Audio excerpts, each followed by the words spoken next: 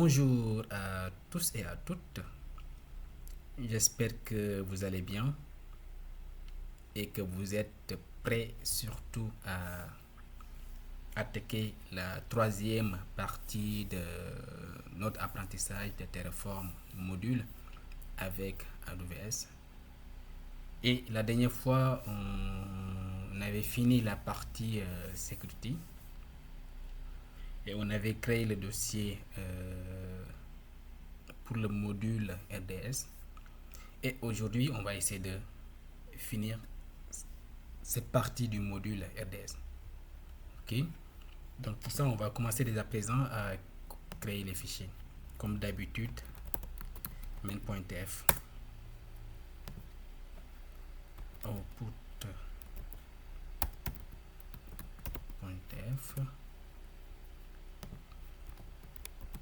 variable.tf.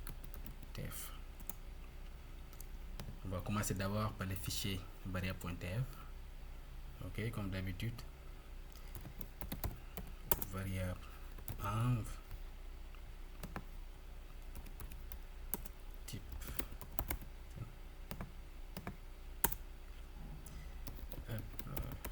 description environnement dev staging plot, dev plot. Ok,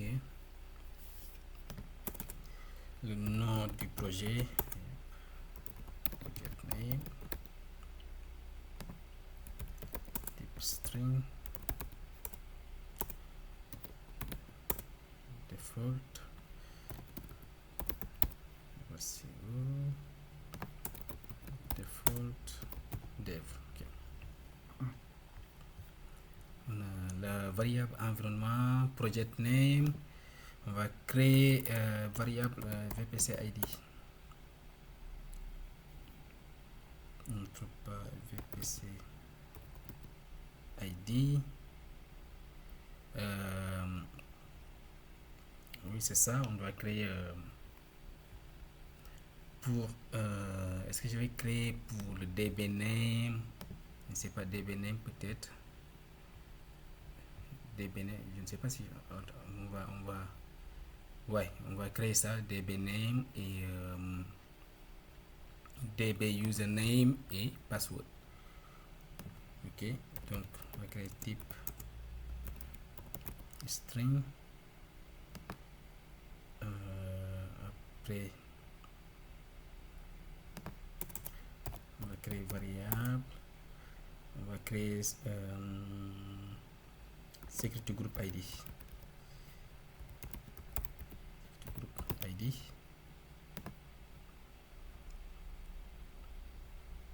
Ok. Type. On fait une liste. Chaîne de caractères. VPC ID, security group ID. On va créer une variable pour subnet, pour les subnets. Il faut savoir, au niveau de AWS, la base de données a besoin de deux subnets. Ok. Deux subnets privés. Donc, on va récupérer les subnet ID.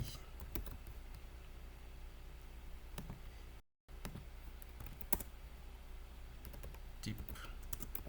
Là, plutôt, je vais laisser une liste. Là, ça c'est une chaîne de caractères, je pense. Ouais. Donc, on a l'environnement, project name, VPC ID, security group ID, subnet ID. On va créer pour le variable DB name. Ok. On va faire quoi? Type string. Ok. On va créer default DB 0. Après ça, on va créer DB username, une variable pour ça. variable db username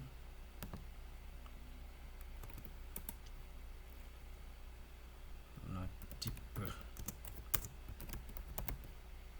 string et default on aura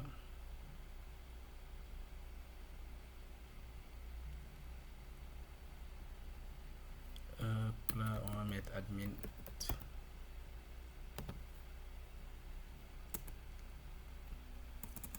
variable db password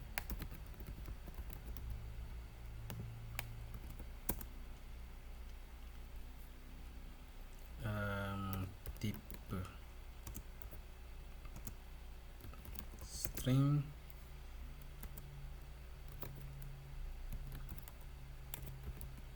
default admin 1 2 3 et tout ça, attention, ça c'est, vous voyez, ça c'est un peu exposé,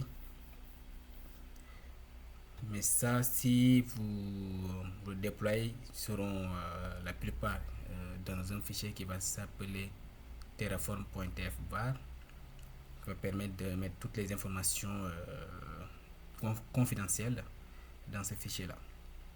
Et attention, ça, vous n'allez jamais il faut committer ce fichier dans GitHub, ok.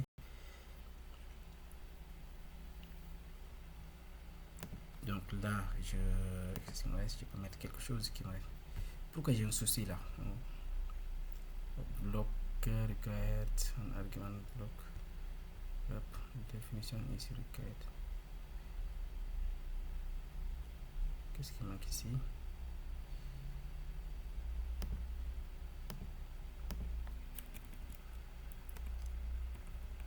Hop.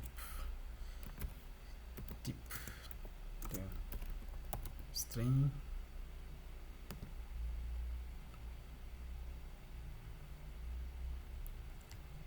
Je mets sensitize true.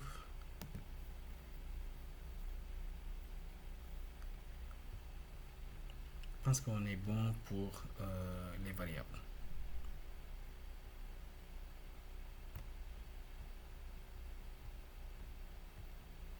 To set an argument use the égal. Mais j'ai mis égal. Ah, bah, ce qui manquait, c'est pas ça. C'est pas pourquoi il m'a fait ça, mais normalement c'est ça. Normalement c'est ça. On a db name, je pense que j'ai un souci avec. Mais bon, on va continuer quand même. Ok. Maintenant, on va aller dans le fichier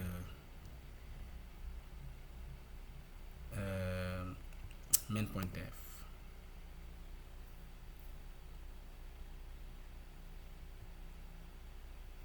Pourquoi il me fait ça? Ah, c'est disparu. Attends, ça va disparaître, je pense.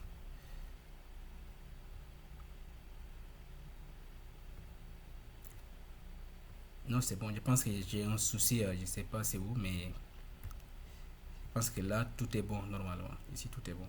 C'est juste. Donc, on va aller dans le fichier main.tf pour créer les ressources ici. Donc, on va créer première ressource. On dit db subnet group.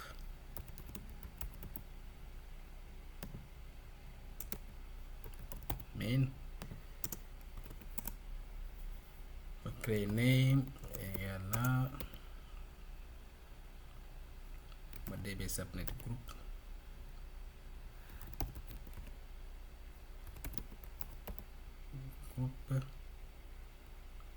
Et subnet id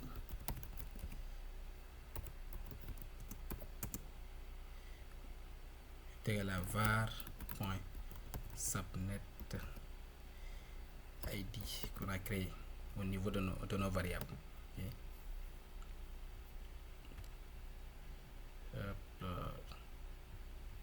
C'est ça.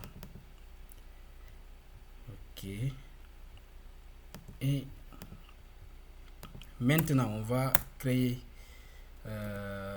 l'instance pour notre base de données. Ressources AWS DB instance.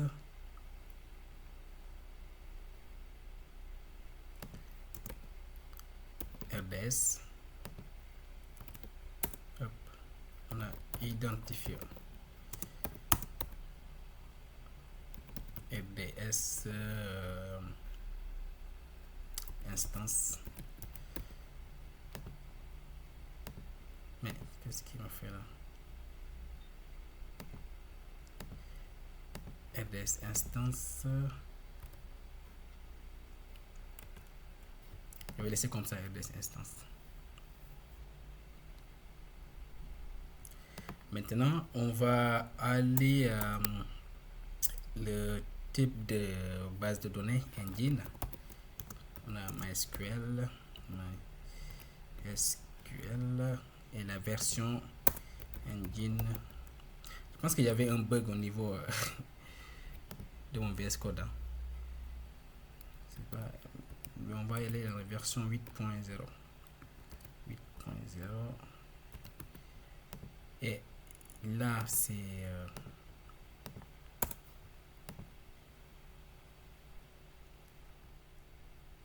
ok.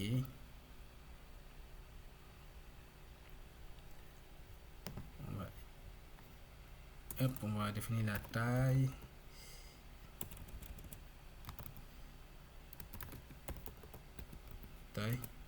Instance classe.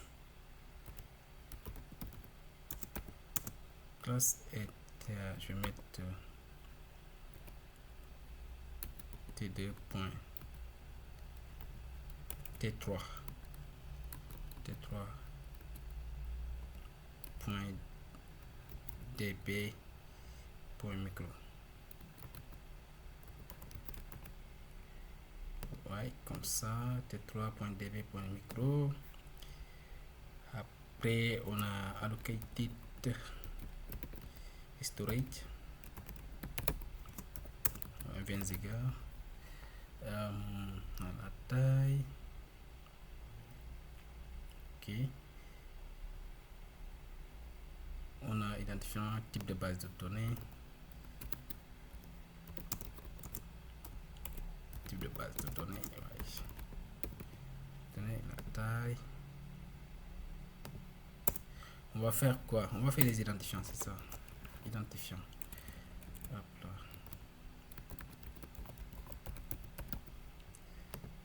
Identifiant, on a db name qu'on va appeler ici. Name. Là. var.db name. Après on va faire appel à notre username. var.username.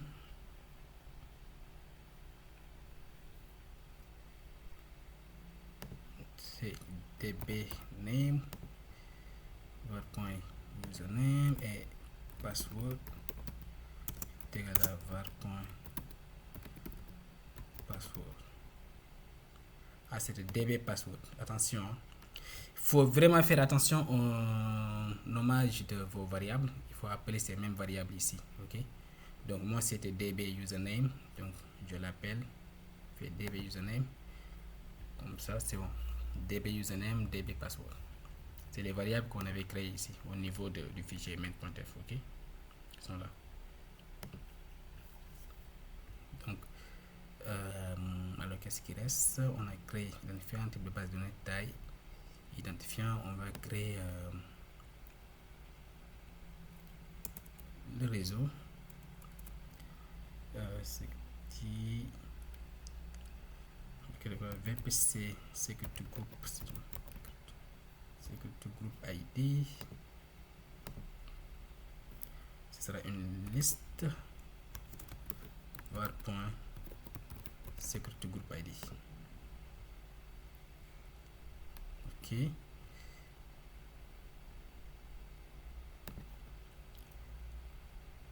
db subnet group name,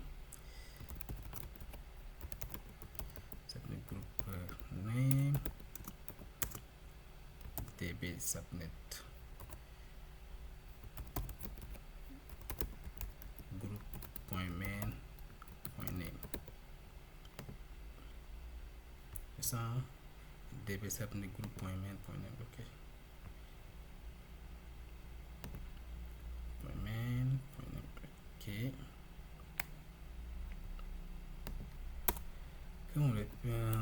on va faire après comment on va faire publicly accessible, on va mettre false, n'est pas, notre base de données ne sera pas accessible depuis internet. Ok, donc après ça on va faire la version économique, mais ici attention, en production ça sera limité. Ok, skip final snap true.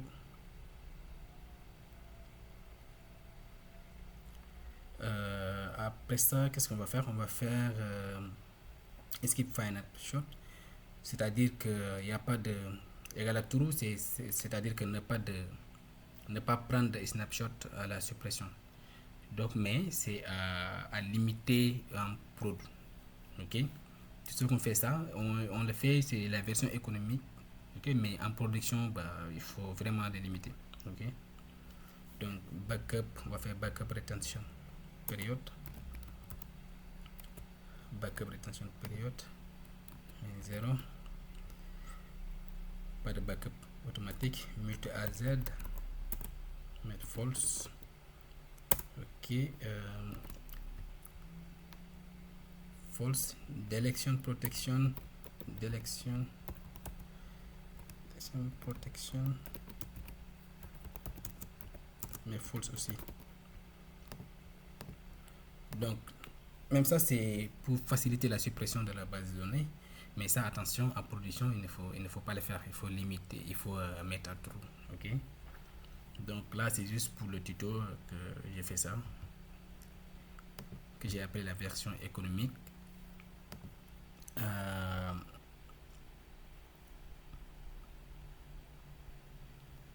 Donc je pense que j'ai tout fait. Type de base de données, j'ai mis des commentaires, comme ça va vous permettre de comprendre dans chaque étape.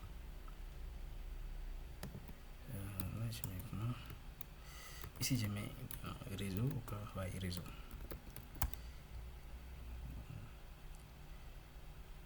Et sécurité peut-être. Sécurité. Ok.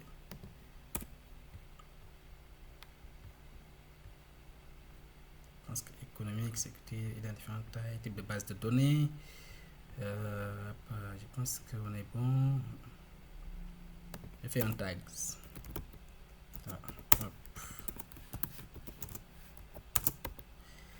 DB subnet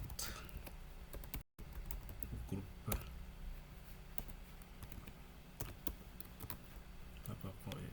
C'est bon. Faire un tags aussi ici.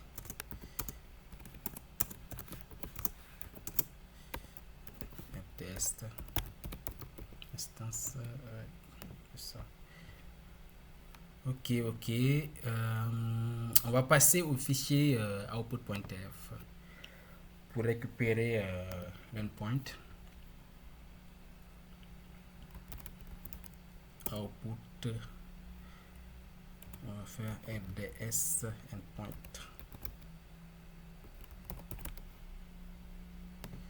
On fait value tel AWS db instance rds.endpoint. Ok, je pense que c'est bon. Bon, je récupère l'ID aussi. Output rds id value égale adresse de l'instance.id. Ok, bon, pour ici, pour la base de données, pour les outputs, on récupère juste voilà, RDS instance ID et RDS endpoint. Vous pouvez récupérer d'autres choses, hein. Ok, donc là, pour être beaucoup plus facile, simple, on va récupérer juste les deux là, l'endpoint et l'ID de l'instance de notre base de données. Vous pouvez même essayer de faire sortir en fait la connexion, tester une commande qui va permettre de tester la connexion depuis notre EC2. Ok, la commande MySQL. Okay, mais là, on va limiter ici. Ok. Et voilà les amis, je pense qu'on a fait pour tout ce qui concerne le module RDS. Donc c'était quelque chose de basique, hein, c'est pas trop compliqué et pas trop long aussi. Donc on a tout fait. Donc on a fini ce module. Donc la prochaine fois on verra le module EC2 qu'on va créer. Et on va créer le dossier dès à présent. Comme ça la prochaine fois ce sera déjà prêt. On va attaquer directement. Non, pas ici. C'est dans le module. Okay. On va effacer. Ok. Hop.